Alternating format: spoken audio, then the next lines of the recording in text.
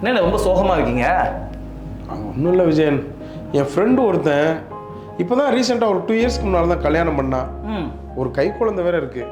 குடிச்சு குடிச்சு கல்லீரெல்லாம் போய் கணையுமே கீழே கலண்டு விடுற அளவுக்கு குடிக்கிறான் விஜயன். ஏங்க ஏதாவது டாக்டர் போய் பார்க்க வேண்டியதானே? பார்த்தா விஜயன், அவர் ஒரு மாத்திரை கொடுத்தாரு. அதவே அவன் என்ன கேட்குறான்னா, குடிக்கிறதுக்கு முன்னால போகணுமா குடிக்கிறதுக்கு பின்னால போகணுமான்னு கேட்குறான் விஜயன். என்ன பண்ண முடியும்? போச்சு போங்க. இந்த முதலே சொல்லியிருக்கலாம்ல. இப்படிதானே என் ஃப்ரெண்டு ஒருத்தன் குடிச்சு அவன் லிவரே காலி.